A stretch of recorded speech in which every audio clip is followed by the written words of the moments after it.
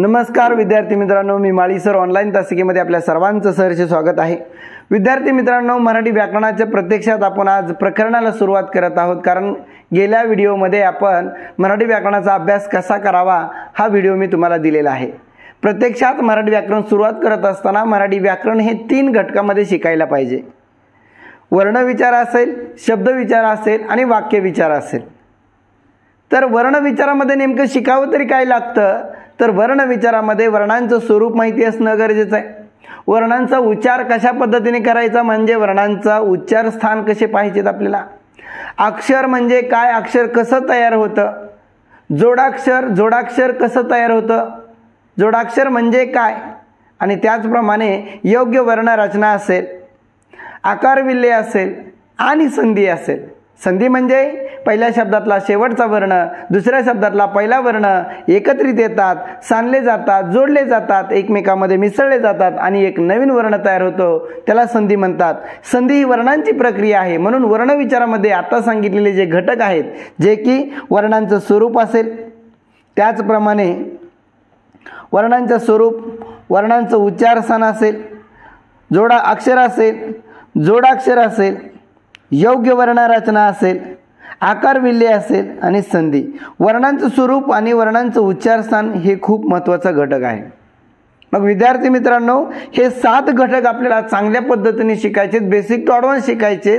त्याची इत्थंभूत माहिती, सगळी माहिती एकदा शिकायची। फक्त व्याकरण आपल्याकडे एकदाच शिकायचं, त्याच्यात काहीच राहणार नाही। अशा संकल्पनेच्या मजबूत संकल्पना, व्याख्या असतील आणि त्याच्या इतर शब्दांशी इतर सांगड जे असेल ते सगळे डिटेल्समध्ये आपण शिकणार आहोत। तर प्रत्यक्षात आपण वर्ण म्हणजे काय शिकत आहोत। वर्णांचे तसे अर्थ पाहिले तर वर्ण म्हणजे रंग आहे, त्याचप्रमाणे वर्ण म्हणजे मूलध्वनी आहे, आणि वर्ण म्हणजे समाजातील जे 4 भेद आहेत, हे 4 भेद देखील या वर्णांचे 3 अर्थ होतात।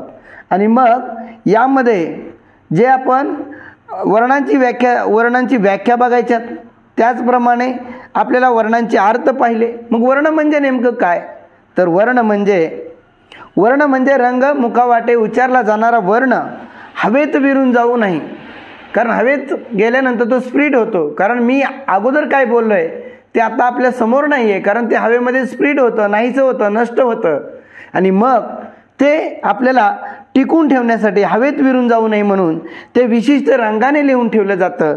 त्याला आपण काय म्हणतो रे, तर वर्ण असं म्हणत असतो। मग विद्यार्थी मित्रांनो, व्याकरणकाराला वैयाकरणी असं म्हटलं जातं। प्रत्येक व्याकरणकाराचं काय मत आहे, वर्ण म्हणजे नेमकं काय, त्याचा सारासार अर्थ एकच असणार आहे, पण प्रत्येक व्याकरणकाराने, प्रत्येक वैयाकरणीने आपलं मत या वर्ण या व्याख्येशी मांडलेलं आहे। आणि मग कोणते व्याकरणकार मराठी व्याकरणाला योगदान दिलेले व्याकरणकार आहेत, आणि त्या व्याकरणकारांचं काही संदर्भ साहित्य आहे का, तर त्या व्याकरणकारांचा, त्या वैयाकरणींचा परिचय देखील आपल्याला त्या अनुषंगाने होणार आहे।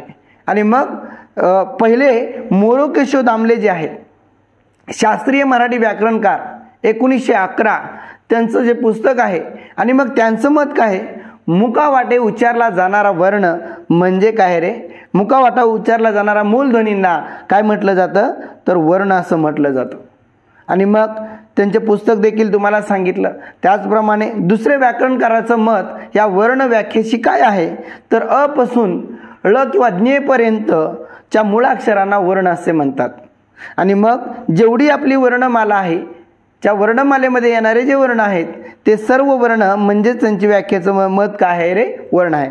तर दादोबा पांडुरंग तरखडकर म्हणजे कोण, दादोबा पांडुरंग तरखडकरांना मराठी भाषेचे पाणिनी म्हणतात। मराठी भाषेचे पाणिनी त्यांना का म्हणतात, तर मराठी भाषेचे पाणिनी म्हणण्याचं मागचं कारण असं आहे की संस्कृतमध्ये पाणी नावाचं व्याकरणकार वैयाकरणी होते, आणि त्यांनी ज्या पद्धतीने संस्कृत व्याकरणकाराला जशा पद्धतीने योगदान दिलं, त्याच पद्धतीने आपल्या मराठी व्याकरणाला चांगल्या पद्धतीचं, छान पद्धतीचं योगदान देणारे जे होते ते दादोबा पांडुरंग तरखडकर होते। आणि म्हणून लोकहितवादी यांनी मराठी व्याकरणाचे पाणिनी म्हणून आपल्या दादोबा पांडुरंग तरखडकरांना दिलेलं आहे। मग दादोबा पांडुरंग तरखडकरांचं एक पुस्तक आहे महाराष्ट्र भाषेचे व्याकरण 1836 मधलं। आपल्या अगोदरचे जे काही विद्यार्थी होते त्या विद्यार्थ्यांना लघु व्याकरण हे छोटंसं त्यांचं पुस्तक होतं. तर हे सगळ्या संकल्पना आपल्याला माहिती आहेत आणि म्हणून मराठी भाषेची पाणिनी उपाधी ही लोकहितवादींनी त्यांना दिलेली आहे. कृष्णशास्त्री चिपळूणकर आहेत. कृष्णशास्त्री चिपळूणकरांचं वर्णाच्या व्याख्येच्या संबंधित त्यांचं काय मत आहे, तर कंठ व तालू व इत्यादी अवयवांपासून जे मूलध्वनी आहेत त्या मूलध्वनी जे उत्पन्न होतात त्यांना वर्ण असं म्हटलेलं आहे. आणि मग त्यांचं मत कळालं. मग ते कोण आहेत, ते व्याकरणकार आहेत, मराठी व्याकरणकार आहेत. त्यांचं व्याकरणावरील निबंध 1893चं एक पुस्तक आहे. हे पुस्तक म्हणजे संदर्भ साहित्य पण आपल्याला माहिती असणं गरजेचं आहे. कधी कधी आपल्याला जोड्या लावाच्या माध्यमातून सगळे व्याकरणकारांनी त्यांचं असणारं संदर्भ साहित्य यावर पण प्रश्न विचारला जाऊ शकतो. मग कृष्णशास्त्री चिपळूणकर यांना मराठी भाषेचे जॉन्सन म्हणतात. मग हे जॉन्सन का म्हटलं, हे कुणी म्हटलं, हे आपल्याला माहिती असणं गरजेचं आहे. आणि मग हे व्याकरणकार जे जॉन्सन आहेत हे इंग्रजी व्याकरणकार होते आणि इंग्रजी व्याकरणकारांनी ज्या पद्धतीने इंग्रजी व्याकरणाला जे योगदान दिलं त्याच पद्धतीने योगदान आपल्या कृष्णशास्त्री चिपळूणकरांनी देखील मराठी व्याकरणाला योगदान दिलं. आणि म्हणून त्यांना ओक या शास्त्रज्ञाने, ओक या व्याकरणकाराने, या व्यक्तिमत्वाने आपल्या कृष्णशास्त्री चिपळूणकरांना मराठी भाषेचे जॉन्सन अशी उपाधी दिलेली आहे. कृष्णशास्त्री चिपळूणकर जे आहेत त्यांचाच मुलगा विष्णुशास्त्री चिपळूणकर म्हणजेच हे मराठी भाषेचे शिवाजी आहेत. आणि मराठी भाषेचे शिवाजी कोण असा प्रश्न वारंवार परीक्षेत विचारलेला आहे. तर ते कोण आहेत रे, तर विष्णुशास्त्री चिपळूणकर हे जे आहेत ते मराठी भाषेचे शिवाजी आहेत.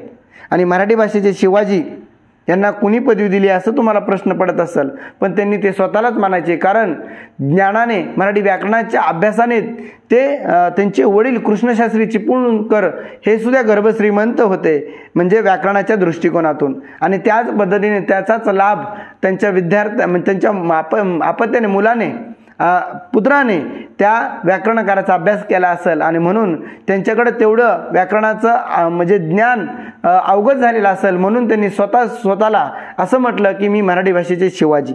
आणि म्हणून पुढचे एक व्याकरणकार आहेत. हे सगळे व्याकरणकार आपल्याला परिचित असणं गरजेचं आहे. प्रत्यक्षात आपण वर्णविचार हा घटक सुरुवात केलेला आहे, पण त्यामध्ये येणारी वर्ण व्याख्या आहे त्याच्याबद्दलची आपण माहिती सांगत आहोत. आणि मग अरविंद मंगळूरकर यांना देखील अलीकडल्या काळामध्ये तेवढंच महत्त्व प्राप्त झालेलं आहे, कारण आपल्या वर्णमालेमध्ये ए आणि अ हे जे दोन घटक, जे दोन स्वर आहेत, जे इंग्रजी स्वर आहेत ते आपल्या मराठी व्याकरणाच्या वर्णमालेमध्ये समाविष्ट झालेले आहेत. आणि मग त्यांचं मत काय, शब्द ज्या ध्वनींनी बनलेले आहेत त्या ध्वनींचे अंत्यावयव म्हणजे त्याच्यानंतर अंतरावय काढता येणार नाही म्हणजे काय रे, तर वर्ण आहे, असं अरविंद मंगळूरकर या व्याकरणकाराचं वैयाकरणीचं मत आहे.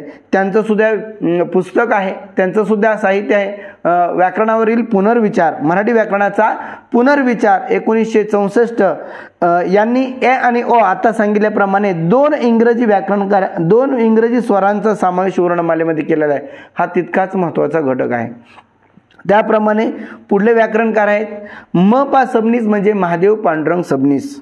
भाषेतील शब्दात असलेले जे मूलध्वनी सगळ्यांचा इत्तंभूत अर्थ तोच आहे, मतित अर्थ तोच आहे की मूलध्वनी म्हणजे काय रे, तर भाषेतील शब्दात असलेले मूलध्वनी म्हणजे वर्ण होय. आणि मग त्यांचं पुस्तक आधुनिक मराठीचे उच्चस्तर व्याकरण 1951 मध्ये त्यांचं जे पुस्तक आहे ते त्यांनी सांगितलंय.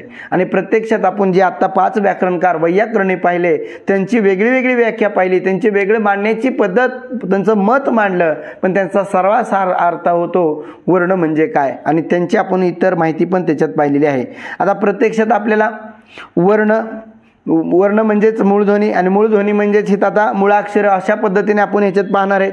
तर मूलध्वनी म्हणजे काय, ज्या ध्वनीचे अधिक विभाजन करता येत नाही अशा ध्वनींना काय म्हटलं जातं रे, तर मूलध्वनी असं म्हटलं जातं.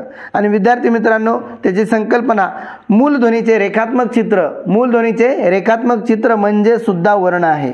आणि मग मूलध्वनी लिपिबद्ध झाली की त्यांना वर्ण ही संज्ञा प्राप्त होत असते. आता तुम्ही म्हणता सर मूळ ध्वनी आणि वर्ण याच्यातला फरक काय, तर वर्ण म्हणजे काय, तर वर्ण लिहित असताना आपण लिहायचंय, काय करायचंय, लिहिलं तर त्याला वर्ण म्हणायचं. आणि जर आपण बोललो म्हणजे उच्चार केला म्हणजे उच्चार करणे, उच्चार करणे म्हणजे काय असणार आहे रे, तर इथं असणार आहे मूलध्वनी. ध्वनीतला फरक कळला असेल तुम्हाला, वर्णामधला आणि मूलध्वनीतला फरक, तसाच ध्वनी आणि शब्दमधला फरक पुढे पाहायचा आहे आपल्याला. तर आता तुम्हाला कळलं असेल. मग आता मी एक तुमच्या पुढे उदाहरण म्हणून एक उदाहरण घेतलेलं आहे. तर हे सुग्रण खोपा विणते, सुग्रण खोपा विणते पूर्णविराम दिलेला आहे.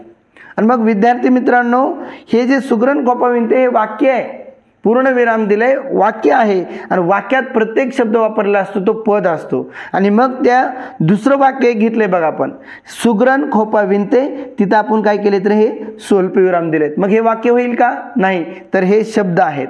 आणि मग हे शब्द परत त्याचे आणखी अंतिम अवयव पाहण्यासाठी आपण काय करू शकतो, तर त्याची फोड करू शकतो. आणि ती फोड म्हणजे सुग्रण खोपा विणते यांच्यात प्रत्येक अक्षरानंतर आपण काय केलेलं आहे रे, तर कोमा दिलेला आहे. मग अक्षर आहेत, अक्षर जे आहेत अक्षराला आपण ध्वनी म्हणतो, ध्वनीला ध्वनी चिन्ह देखील म्हटलेलं आहे.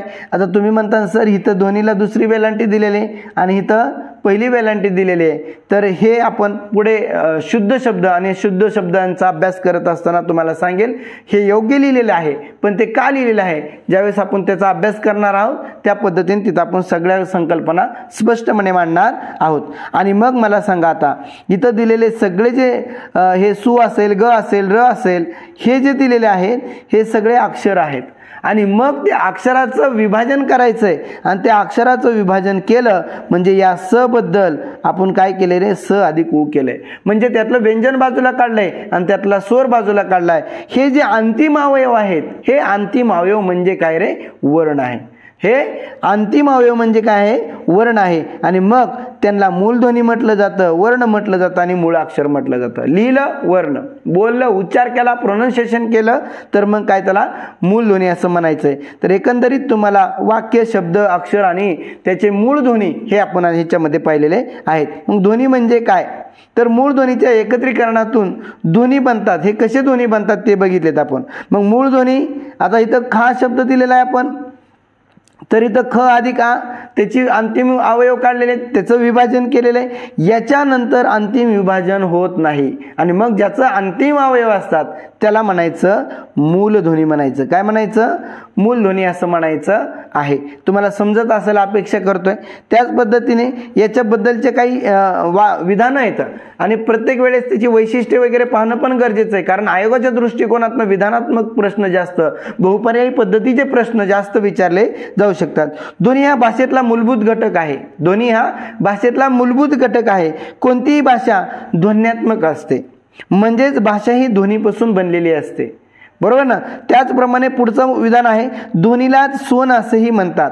म्हणजे स्वन ही काय संकल्पना आहे, तर उच्चाराशी संबंधित असणारी ही संज्ञा आहे, हे आपल्याला माहिती असणं गरजेचं आहे. भाषेत वापरलेला जाणारा ध्वनी हा प्रत्येक ध्वनी असतो तो स्वन असतो. काय असतो, स्वन असतो. आता हे भाषे संदर्भात आहे, ध्वनी संदर्भात आहे. ध्वनीमध्ये काय जी संकल्पना आहे, स्वन, स्वनिम आणि स्वनांतर हे आपण पाहत आहोत. याच्यावरती आयोगाने एकदा प्रश्न विचारला आहे, म्हणून ह्या संकल्पना, ही जे मुद्दा आहे आपण याच्यामध्ये समाविष्ट केलेला आहे. भाषेकरिता उपयुक्त असे कार्य करणारा कोणताही ध्वनी म्हणजे काय असतो रे, स्वन असतो. स्वन हा भाषा निरपेक्ष असतो, म्हणजे प्रत्येक भाषेमध्ये स्वन असतो. जसं हिंदीमध्ये आपण ग बघितलेलं आहे, मराठीमध्ये ग बघितलेलं आहे. म्हणजे ग हा उच्चार मराठी इतर भाषेमध्ये सुद्धा होतो, त्याला म्हणायचं भाषा निरपेक्ष आहे. पण स्वन हा व्यक्तिविशिष्ट देखील आहे. बघा ना, किती छान संकल्पना व्यक्तिविशिष्ट. म्हणजे जर आपण एखाद्या रूममध्ये असतो, एखाद्या हॉलमध्ये असतो, एखाद्या क्लासमध्ये असतो, तर आपल्याला भिंतीच्या पलीकडे काय घडतं, म्हणजे जर एखादं लहान बाळ असेल किंवा एखादी महिला असेल, एखादा पुरुष असेल, एक मुलगी असेल, एक युवक असेल, युवती असेल, कोण बोललं हे आपल्याला इथं बसून कळतं. साधारण त्याचं अंदाजित आपल्याला वय सुद्धा कळू शकतं. तो तरुण आहे का, म्हातारा आहे का, लहान आहे का. म्हणजे स्वन हा काय रे, व्यक्तिविशिष्ट आहे. कळतं ना आपल्याला. तिकडं काही कसलाही आवाज येऊ द्या तर तुम्हाला कळतो गाडीचा आवाज आहे का, त्यानंतर मोठ्या गाडीचा आवाज आहे का, ट्रकचा आवाज आहे का, विमानाचा आवाज आहे का. म्हणजे स्वन जे आहे तो व्यक्तिविशिष्ट आहे, म्हणजे व्यक्तींचे आवाज, वय हे कळतं. त्याचबरोबर इतर सुद्धा गोष्टींचे आवाज आपल्याला कळतात. हे दोन्हीशी संबंधित असणारा घटक आहे स्वन, आणि तो स्वन प्रत्येक भाषानिरपेक्ष आहे आणि ते प्रत्येक भाषानिरपेक्ष असल्यामुळे प्रत्येक भाषेत येतो. पण विवेकता म्हणजे काय, हे स्वनांचे महत्त्वपूर्ण लक्षण आहे, हे विवेकता. तर स्वनिम हा जो घटक आहे त्याच्यातला स्वन आणि स्वनिम हा घटक बघतोय. आता स्वनिम म्हणजे काय, एका विशिष्ट भाषेत आला. आतापर्यंत आपण जे स्वन सांगत होतो तो प्रत्येक भाषानिरपेक्ष होता, म्हणजे प्रत्येक भाषेत त्याचा उच्चार कुठेतरी होता. पण आता स्वनिम म्हणजे काय, तर एका विशिष्ट भाषेत वापरला जाणारा स्वन म्हणजे स्वनिम आहे. आता एका विशिष्ट भाषेत स्वन वापरलाय म्हणजेच ध्वनी वापरलाय, तो विशिष्ट कळला म्हणजे त्याला काय म्हणायचं, स्वनिम म्हणायचं. उच्चारदृष्ट्या साधर्म्य असणाऱ्या स्वनांतराचा गट म्हणजे स्वनिम आहे. म्हणजे काय तुम्हाला सांगतो, स्वनिम भाषा सापेक्ष असतो. स्वनिम काय रे, भाषा सापेक्ष असतो. स्वनिम हा काल्पनिक असतो, तो दिसत नसतो, तो ध्वनीच्या संबंधित असतो, कारण ती दिसणारी गोष्ट नाहीये. आणि मग एखादी गोष्ट भाषा एखादी विशिष्ट भाषा ज्या एका विशिष्ट ध्वनीच्या भाषा अभिव्यक्तीसाठी उपयोग करतो तो ध्वनी म्हणजे स्वनिम असतो. स्वनिम आणखी तुम्हाला संकल्पना समजलेली नसेल, खाली उदाहरणाच्या माध्यमातून दिल्यावर समजणार आहे. सर्व भाषेमध्ये काही समान स्वन असले तरी प्रत्येक भाषेचे स्वनिम म्हणजे काय रे, स्वनिम व्यवस्था वेगवेगळी आहे. आता स्वनांतर एक बघा, आणि हे तिन्हींचं उदाहरण तुम्हाला सांगतो. स्वनांतर म्हणजे काय, तर एकाच स्वनिमाची वेगवेगळी रूपे पाहणे, भाषेत वापरली जातात त्या स्वनिमांना, त्या रूपांना स्वनांतरे म्हणतात. आणि मग एकच असेल तर तेच इतर घटकामध्ये दिसतं, ते कसं दिसतंय आपल्याला बघायचं. एकाच स्वनिमांच्या गटात समाविष्ट होणाऱ्या ध्वनींना स्वनांतर म्हणतात. स्वनिम ही एक आदर्श कल्पना असून स्वनांतर हे एक त्याचं प्रात्यक्षिक आहे. आता इथं बघा, तुम्हाला सगळ्याच गोष्टी समजतील. स्वन दिलेले, स्वनांतर अगोदर घेतले आणि स्वनिम नंतर दिलेले आहे. आता मला सांगा, ग हे बोलणे म्हणजे स्वन आहे. म्हणजे आता ग एक घेतलेले आपण, ते ग तुम्हाला दिसत असेल, आणि ते ग जे आहे ते ग हे बोलणे म्हणजे बोलण्याच्या संबंधित आहे, ध्वनीच्या संबंधित आहे, हे तुम्हाला मी अगोदरच सांगितलेलं आहे. आणि मग याच्यामध्ये आता आपण इथं स्वनांतरामध्ये एक उदाहरणं घेतलेले आहेत बघा. बाग शब्द आहे, त्यानंतर गती शब्द आहे, त्यानंतर नागपूर शब्द आहे, गुलाम शब्द आहे, जागी शब्द आहे. आता इथं एक ग आहे, हे एक ग, इथं एक ग आहे, इथं ग एक आहे, इथं ग आहे, आणि इथं पण एक ग आहे. आता मला सांगा, याच्यामध्ये बाग शब्द उच्चारताना काय होते बघा. बाग शब्द उच्चार करताना तिथं काय केलेलं आहे, अपूर्ण उच्चार झालाय. आपण बाग असं म्हणतो का, नाहीत म्हणत. बाग शब्द करताना म्हणजे तुम्हाला एक याच्यावरती एक नियम आहे. मराठीतलं जे अ असतं शेवटला, ते तोकडं उच्चारलं जातं, अपूर्ण उच्चारलं जातं, निसरड उच्चारलं जातं, कोतं उच्चारलं जातं, म्हणजेच ते आकुड उच्चारलं जातं. आणि मग आकुड उच्चारलं जाणारा हा शब्द मराठी असतो. आणि संस्कृतमधलं शेवटी येणारं जे असतं ना, ते काय करावं लागतं, दीर्घ उच्चारावं लागतं. आणि मग इथं आपण आता कसं उच्चारलं रे, बाग म्हटल्यानंतर अपूर्ण उच्चारलंय बाग. त्यानंतर गती शब्द उच्चारताना ग वरती जास्त ट्रेस होतो, म्हणजे ग ला पूर्ण उच्चारलं जातं. आणि मग पूर्ण उच्चारलेला जो ग आहे ह्याच्यामध्ये फरक आहे का नाही तो सांगा मला. आणि त्यानंतर नागपूर शब्द आहे, ह्याची तर खासियत वेगळीच आहे. ह्याचं वेगळं पण स्पष्टपणे प्रकर्षपणे दिसतं. आणि मग कसं दिसतं, क सारखा उच्चार होतो. नागपूर म्हणताना क आहे का आपला, त्याचं अक्षर आहे का, नाही, तरी पण क असं त्याचा उच्चार होतं. ह्याचं वेगळं पण तुम्हाला लक्षात आलं असेल. गुलाम शब्द उच्चारत असताना हे सुरुवातीला दिलेलं आहे आणि हे मागं दिलेलं आहे. तर ह्याच्यात हे रस्व आहे आणि हे दीर्घ आहे. तर याच्यातली संकल्पना, हे जास्त परीक्षेला एक वेळेस विचारले तर तुम्हाला सगळी संकल्पना इथं सांगण्याचा प्रयत्न केलेला आहे. तर ही एकाच स्वनिमांची रूपे वेगवेगळी वापरली की त्यांना स्वनांतर म्हणतात.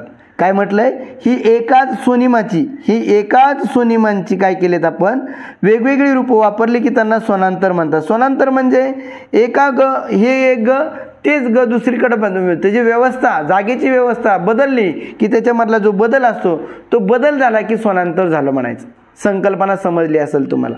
म्हणजे स्वन म्हणजे पूर्ण कुठल्याही भाषेत येऊ शकतो. म्हणजे ग हा हे बोलणे म्हणजे इथं स्वन घेतलेला आहे. त्यानंतर स्वनांतर सगळे स्वनिम दाखवलेत आपण इकडं. ग1, ग2, ग3, ग4, ग5. तर त्याच्यामध्ये तुम्हाला 1, 2, 3 संकल्पना 5 शब्द दिले. त्या 5 शब्दात कुणाचा उच्चार आकुड होतो, कोता होतो, अपूर्ण होतो आणि कुणाचा पूर्ण होतो, तर कुणाचा वेगळं क सारखा उच्चार होतो. तर हे तुम्हाला स्वनांतर समजलं असेल. जास्त ह्याच्यात जास्त महत्त्व देऊ नका. मराठीतील ध्वनी हे मराठीतील ध्वनी हे संस्कृत आणि प्राकृत म्हणजे मराठी भाषा आहे. इथं मराठी भाषा हे संस्कृत आणि प्राकृत भाषेपासून तयार झालेले आहे, अपभ्रंश होऊन तयार झाले आहे. आणि मग अपभ्रंश म्हणजे काय, तर अपभ्रंश म्हणजे काय, अपभ्रंश म्हणजे संस्कृतमधून मराठीत येत असताना जो बदल होतो, तो बदल होणं म्हणजे अपभ्रंश होणे. बऱ्याच वेळेस आपण बोलत असताना तो अपभ्रंश होऊन शब्द झाला आहे असं म्हणतो. आणि मग परंतु लिपी स्वीकारताना मात्र मराठीने संस्कृतची लिपी स्वीकारलेली आहे. त्याचप्रमाणे अपभ्रंशवरती आणखी बोलायचं झालं तर अपभ्रंश होत असताना म्हणजे तत्सम शब्द असतील, तद्भव शब्द असतील, देशी शब्द असतील, परभाषी शब्द असतील, त्याच्यामध्ये आपण शिकत असताना जे अपभ्रंश कुठं होतं तर तद्भव या शब्दामध्ये जेव्हा संस्कृतमधून जो शब्द आहे त्याचा मराठीमध्ये येत असताना त्याच्या मूळ रूपात बदल होतो, तो अपभ्रंश होतो. म्हणजे बदल होऊन येणे. आणि अपभ्रंश झाल्यानंतर अपभ्रंशचे पण 4 प्रकार पडतात. हे आपल्याला माहिती असणं, ते आपल्याला पुढे शिकायचं आहे. पण अपभ्रंश शब्दाचा अर्थ तुम्हाला चांगल्या पद्धतीने समजणं गरजेचं आहे. मग वर्णभेद असेल, वर्णलोप असेल, वर्ण वृद्धी असेल, वर्ण विपर्य असेल, या 4 पद्धतीने त्या वर्णांचे बदल होतात. ते कसे बदल होणार ते आपण तिथे छान पद्धतीने बघणार आहोत. आता सध्या काय सांगतोय तर मराठी भाषा ही संस्कृत आणि प्राकृत म्हणजे होत असताना त्याच्यात अपभ्रंश होऊन ही भाषा झालेली आहे. पण तिची लिपी स्वीकारताना आपण संस्कृतची लिपी स्वीकारलेली आहे. त्यानंतर प्राकृत म्हणजे काय तर एक जुनी मराठी भाषा जी की 12व्या शतकात बोलली जात होती. त्याच पद्धतीने अपभ्रंश शब्द संस्कृतमधून मराठीत येताना त्याच्या मूळ रूपात होणारा बदल म्हणजे अपभ्रंश आहे. मग आता पुढचा जो सगळ्यात महत्त्वाचा घटक जो आहे तो म्हणजे लिपी आहे. हे मी सगळं छान पद्धतीने लिहून घेतलंय, कारण मला जास्त बोलावं वाटतं, मला जास्त संकल्पना तुम्हाला सांगावं वाटतात, त्याच्याबद्दल इतर असणारी साजेशी असणारी उदाहरणं तुम्हाला सांगावं वाटतात.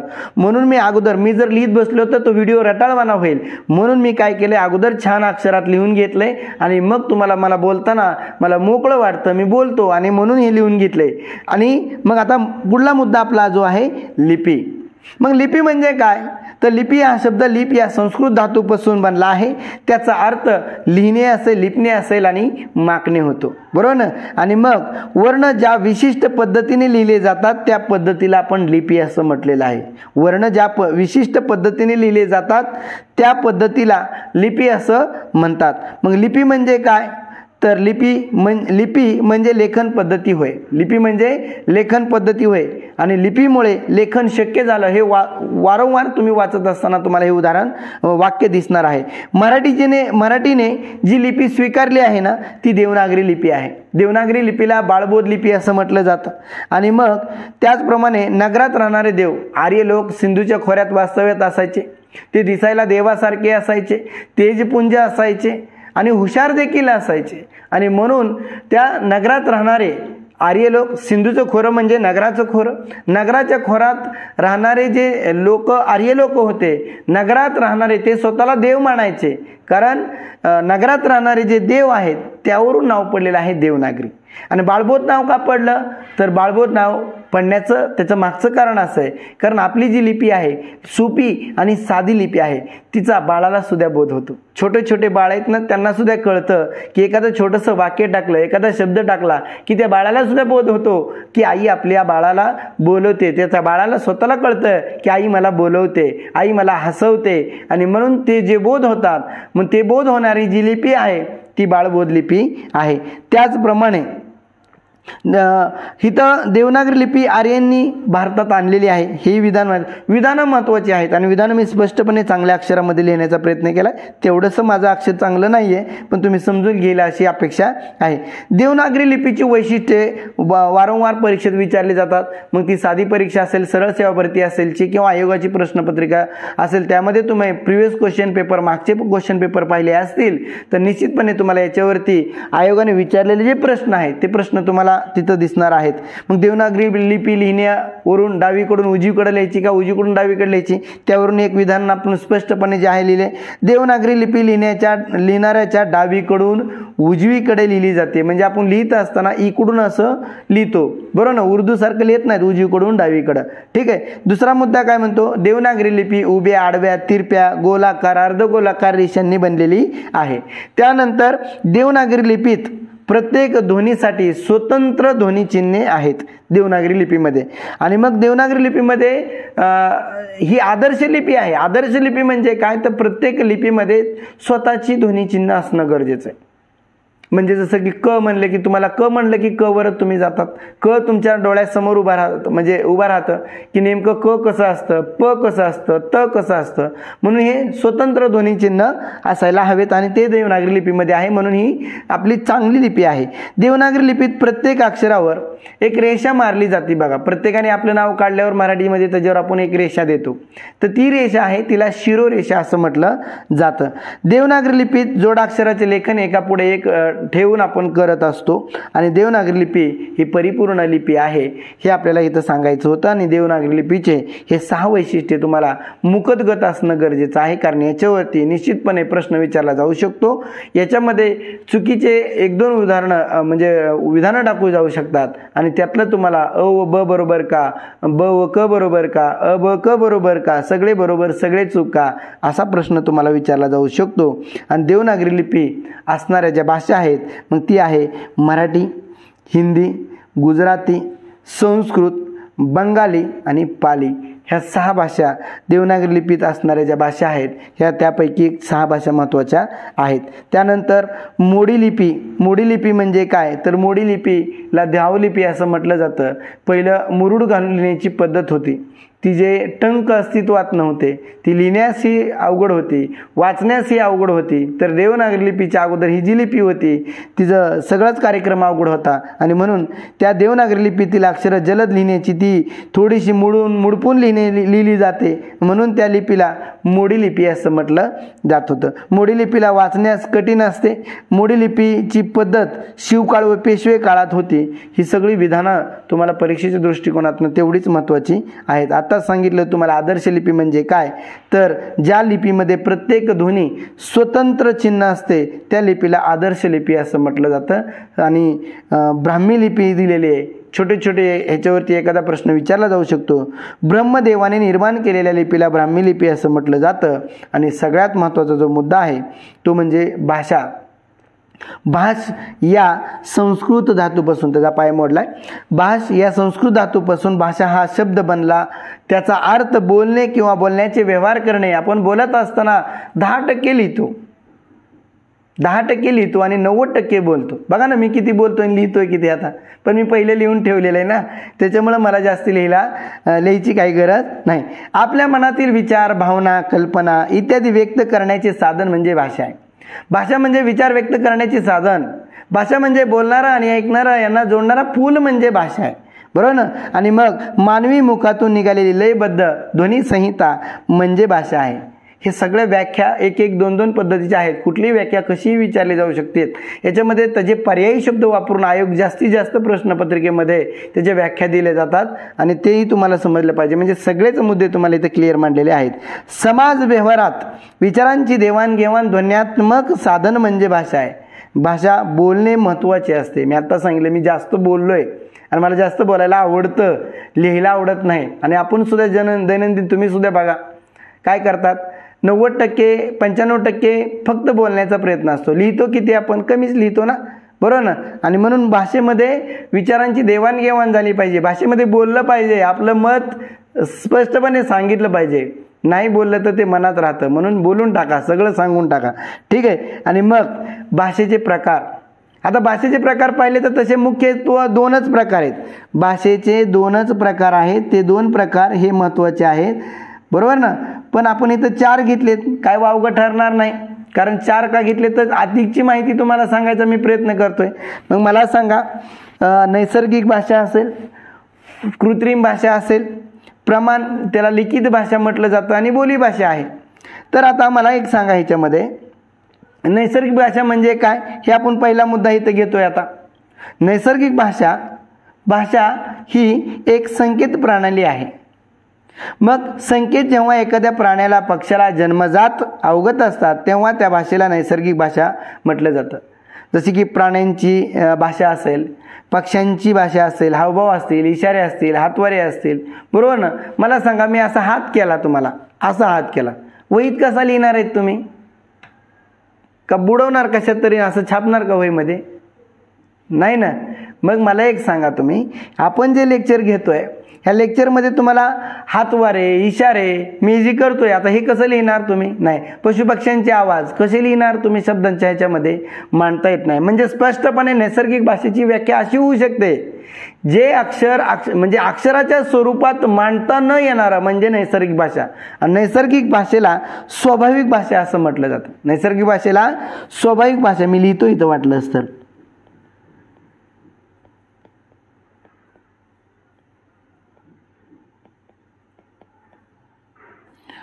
नैसर्गिक भाषेला स्वाभाविक भाषा असं म्हटलं जातं, बरोबर ना.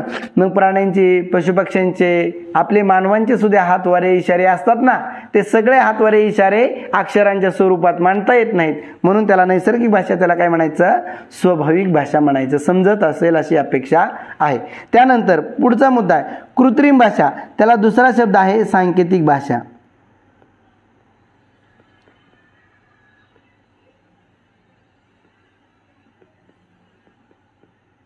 आता कृत्रिम भाषा म्हणजे काय? ही मानवनिर्मित भाषा आहे ना आपली सगळी, बरोबर ना. आणि मग मानवनिर्मित म्हणजे काय? भाषेत व्यक्त होणारे संकेत जेव्हा ठरवून केलेले असतात, ठरवून केलेले आहेत. आपण आता मी ठरवून तुम्हाला शिकवतोय, ठरवून तुम्हाला व्हिडिओ काढतोय, ठरवून मी हे सगळं लिहितोय, म्हणजे मानवाने निर्माण केलेली जी भाषा आहे ती काय रे? कृत्रिम भाषा आहे, सांकेतिक भाषा आहे. मग ह्याची स्पष्टपणे व्याख्या अशी होऊ शकते, अक्षराच्या स्वरूपात मांडता येतं. मग मानवनिर्मित भाषा जी आहे ती आपली आता असणारी मुळाक्षरं असतील, शब्द असतील, व्याख्या असतील, सगळं संदर्भ साहित्य असेल, बरोबर ना, हे आपण अक्षरांच्या स्वरूपात मांडू शकतो, मानवाने निर्माण केलेले, म्हणून त्याला कृत्रिम भाषा किंवा सांकेतिक भाषा म्हणायचं आहे, समजलं असेल. त्यानंतर प्रमाण भाषा आहे, तिसरी भाषा. ही भाषेचा प्रकार ना, दोनच सांगा भाषेचे प्रकार म्हटलं, पण तिसरा मुद्दा म्हणून आपण घेतोय प्रमाण भाषा. प्रमाण भाषा तितकीच महत्त्वाची आहे. एखाद्या विशिष्ट प्रदेशातील जास्तीत जास्त लोकांना जी भाषा पडते, प्रमाण वाढते, त्या भाषेला आपण काय म्हणतो रे? प्रमाण भाषा. ही लिखित स्वरूपाची असते, हिला व्याकरण महत्त्वाचं असतं, आणि मग ती लिखित स्वरूपाचे, तिला व्याकरण महत्त्वाचं असतं. मग शैक्षणिक कार्य असेल, तुमची असणारे सर्व महामंडळाची म्हणजे पाठ्यपुस्तकं असतील, तुम्हाला असणारी 7वी 8वीची जी पाठ्यक्रमिक पुस्तकं म्हणतात ते प्रमाणित असतात, त्याच्यात शुद्ध लेखन केलं जातं, व्याकरणाचा विचार केला जातो.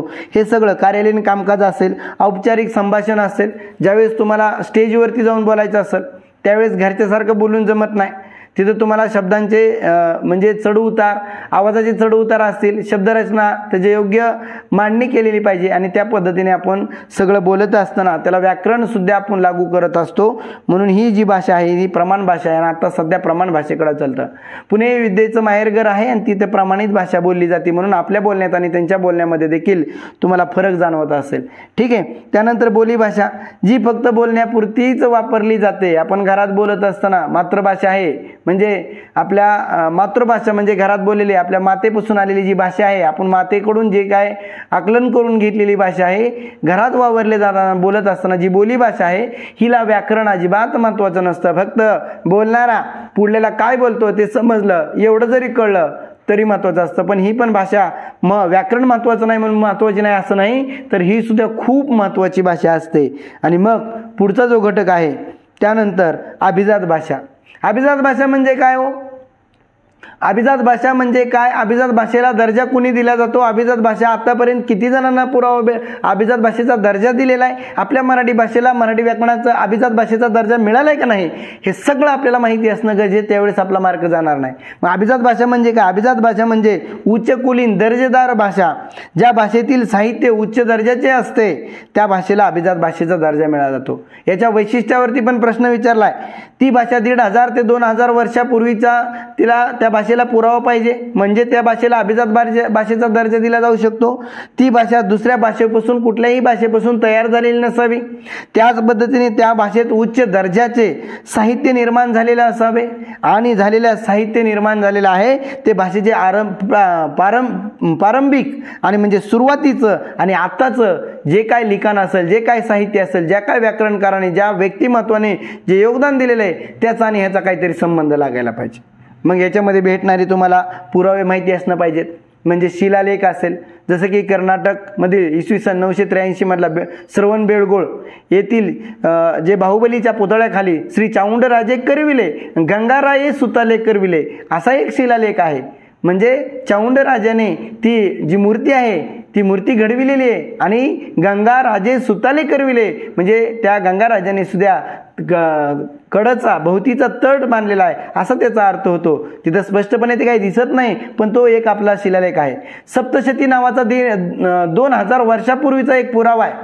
तोही पुरावा मराठीतला ग्रंथ म्हणून आपल्याला म्हणजे आपल्या मराठी भाषेसाठी पुरावा आहे. मग पुरावे कसे असतात, तर पुरावे हे आत्ताचा ग्रंथ असेल, शिलालेख असेल, ताम्रपट असेल, भुर्जपत्र असतील, असे अनेक पुरावे हे आपल्या मराठी भाषेला मिळवणं गरजेचं आहे. आणि हे सगळे जे वरले विधानं टाकलेले आहेत मी, हे सगळ्या विधानामध्ये ह्या विधानाला ते लागू झालं पाहिजे. म्हणून आपल्या मराठी भाषेला एक अभिजात भाषेचा दर्जा मिळण्यासाठी जी आपली सर्वांची धडपड आहे त्याच्यासाठी एक समिती नेमलेली आहे. त्या समितीचे अध्यक्ष रंगनाथ पठारे आहेत. हे सगळं जे आहे हे सगळ्या गोष्टी तुम्हाला याच्यामध्ये आपल्या मराठी भाषेला जी माहिती पाहिजे ती माहिती आपली संकलन करण्यास सुरुवात आहे. आणि येत्या काळात आपल्या मराठी भाषेला सुद्धा अभिजात भाषेचा दर्जा मिळावा ही आपली म्हणजे इच्छा आहे आणि ती 100% पूर्ण व्हावी अशी आपण ईश्वरचरणी प्रार्थना करू. ठीक आहे. अभिजात भाषेचा दर्जा हे केंद्र शासनाकडून दिला जातो, बरोबर ना. त्याचप्रमाणे एकूण आतापर्यंत 6 भाषेला अभिजात भाषेचा दर्जा मिळालेला आहे आणि मराठी भाषेला अभिजात भाषेचा दर्जा मिळावा म्हणून आता सांगितलं की रंगनाथ पठारे त्यांचं पुस्तक आहे एक ताम्रपट नावाचं, बरोबर ना. तर हे या समितीचे अध्यक्ष आहेत. मग अभिजात भाषेचा दर्जा मिळालेल्या आतापर्यंत कुठल्या भाषा आहेत हे तरी माहिती पाहिजेत. त्या भाषेंचा दर्जा त्यांना कधी कधी भेटलाय त्याचा सुद्धा आपल्याला अभ्यास करणं गरजेचं आहे. म्हणजे आपल्याला मराठी व्याकरणाचा सुद्धा अभ्यास आपल्याला करणं गरजेचं आहे. म्हणजे आपल्याला सुद्धा माहीत पाहिजे की अभिजात भाषेचा दर्जा मिळाला तर तुमच्याकडून सुद्धा येणाऱ्या काळात या युगामध्ये मराठी भाषेचा चांगला अभ्यास केला तर तुम्ही सुद्धा योगदान करून आपल्या मराठी भाषेला अभिजात भाषेचा दर्जा मिळवण्यासाठी एक प्रामाणिक तुमचा सुद्धा प्रयत्न होऊ शकतो. मग अभिजात भाषेच्या ज्या 6 भाषा आहेत ती तमिळ 2004ला अभिजात भाषेचा दर्जा मिळाला. त्याचप्रमाणे संस्कृत 2005ला अभिजात भाषेचा दर्जा मिळाला. कन्नड म्हणजे कानडी 2008ला अभिजात भाषेचा दर्जा मिळाला. तेलुगू 2008ला अभिजात भाषेचा दर्जा मिळाला आणि मल्याळम 2013ला अभिजात भाषेचा दर्जा मिळाला आणि शेवटी 2014ला अभिजात भाषेचा दर्जा मिळाला आहे. आता ह्यांची सिक्वेन्स, ह्यांचे साल हे लक्षात राहणं गरजेचं आहे. म्हणून एक तुम्हाला मी छोटीशी एक क्लुप्ती सांगतो की इथं लिहितो मी, तसं का ते मऊ, तसं का ते मऊ. आता तसं का ते मऊ म्हणजे काय रे, त म्हणजे इथं तमिळ आहे, स म्हणजे संस्कृत आहे, क म्हणजे कानडी आहे, ते म्हणजे तेलुगू आहे, म म्हणजे मल्याळम आहे आणि उ म्हणजे काय रे उडी आहे. तसं का ते मऊ, तसं का ते मऊ, तसं का ते मऊ असं लक्षात ठेवायचं. त्याच्यातली सिक्वेन्स तुमची बिघडणार नाही. आणि त्याचे साल लक्षात कसे ठेवणार, 2004, 2005, 2008, 2013 आणि 2014. कळलं. 2004, 2005, 2008 आणि 2013 आणि 2014 ही अभिजात भाषेची आहेत. तर मराठी भाषा ही जी आहे हे मराठी भाषेबद्दलचं आपल्याला पुढच्या तासामध्ये आपण ह्याच्यामध्ये मराठी विषयी जी आहे ते सगळी माहिती आपण हे लेक्चर आपले चांगल्या पद्धतीने असे सिक्वेन्सने लेक्चर घेणार आहेत. तर तुर्तास वेळेअभावी आपण इथंच थांबणार आहोत. धन्यवाद.